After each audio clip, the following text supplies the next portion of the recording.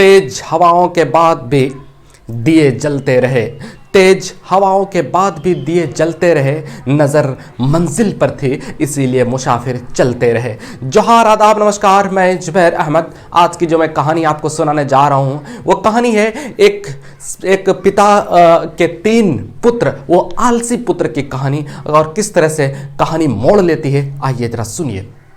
एक बार एक पिताजी के 3 पुत्र थे। तीनों बड़ी आलसी थे, बहुत आलसी थे। एक दूसरे का कंपेयर करते रहते थे, वो नहीं करता तो मैं क्यों करूं, वो नहीं करता तो मैं क्यों करूं, और इसी के चक्कर में वो कुछ काम ही नहीं करते थे। धीरे धीरे उम्र बड़ा होते जाता है। पिताजी को चिंता सताने लगी कि आखिर ये मेरा कमाया हुआ धन पर कितना दिन आखिर ऐश कर सकता है, कितना दिन खा सकता है। उसके बाद बहुत कोशिश करते हैं पिताजी, बहुत प्रयास करते हैं, अपने से भी समझाते हैं, कभी माँ समझाती है, कभी अपने दोस्त से कहते हैं कि मेरे बेटे को जरा समझा दो, लेकिन कोई हर तरकीब अपना लिए, लेकिन वो तीनों बेटा सुधरने का नाम नहीं ले रहा था। तीनों बेटा और दिन ब दिन आलसी होते जा रहा था। एक दिन पिताजी बहुत बूढ़े हो गए और बीमार रहने लगे, लेकिन फिर भी बेटा को दया नहीं आई, वो कोई काम नहीं करते थे। एक दिन ऐसा हुआ, बीमारी की वजह से पिताजी की चिंता और बीमारी की वजह से पिताजी का देहांत हो जाता है। जब देहांत हो जाता है तो माँ परेशान होने लगी। माँ भी समझाती थी कि बेटा तू कुछ काम कर ले, काम नहीं करेगा तो इनकम का कोई सोर्स ही नहीं है, तो घर चलेगा कैसे, घर का खर्चा कैसे चलेगा। बुढ़िया बहुत समझाती थी लेकिन वो नहीं मानता था, जाता ही नहीं था काम करने, इतना आलसी था। एक दिन वही बुढ़िया सुबह रो रही थी। जब रो रही होती है तो बेटे की नज़र माँ पर पड़ती है कि माँ के पास बेटे आते हैं और पूछते हैं कि माँ बताओ क्या है, क्यों रो रही है।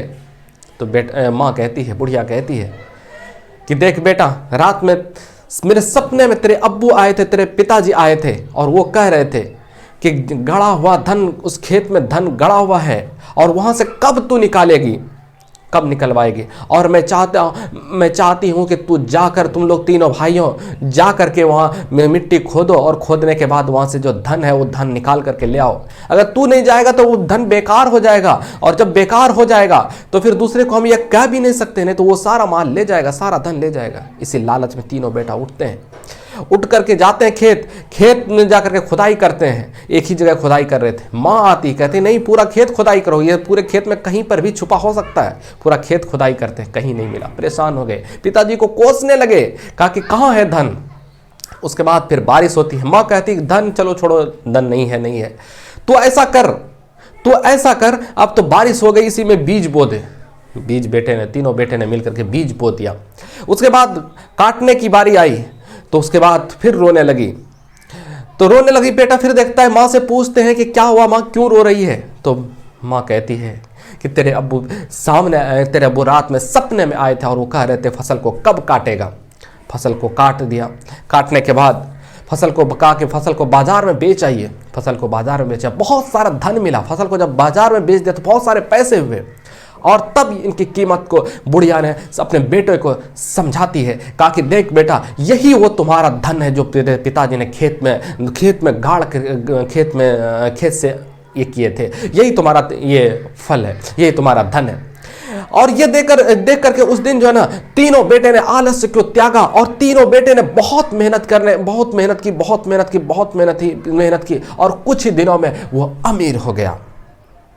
इस कहानी से हमें शिक्षा मिलती है कि आलस्य को त्यागिए। आलस्य आपका दुश्मन है, आलस्य आपकी अमीरी का दुश्मन है, आलस्य आपके शौक का दुश्मन है, आलस्य आपकी चाहत का दुश्मन है, आलस्य आपको बर्बाद कर रहा है। आलस्य को त्यागिए। कब तक सोते रहेंगे? आखिर आपका जन्म पहचान बनाने के लिए हुआ है ना, सोने के लिए तो नहीं हुआ ना। आप सोने के लिए तो नहीं आए ना, कब तक आप सोएंगे? दुनिया में कुछ भी नामुमकिन नहीं है, दुनिया में कुछ भी मुश्किल नहीं है। आप हालातों से लड़िए, हालात परिस्थितियां घेरेगी, चाहे कुछ भी हो जाए। और आलस होंगे और आलस करेंगे तो और परिस्थितियां घेरेगी, बद से बदतर हालात हो जाएंगे। लोग ताने मारेंगे। क्या आप ताने सुनने के लिए जब तैयार है तो आप मेहनत करने के लिए क्यों नहीं तैयार है? दूसरों से सामने भीख मांगने के लिए, दूसरों से मदद मांगने के लिए आप तैयार है तो आप मेहनत करने के लिए क्यों तैयार नहीं?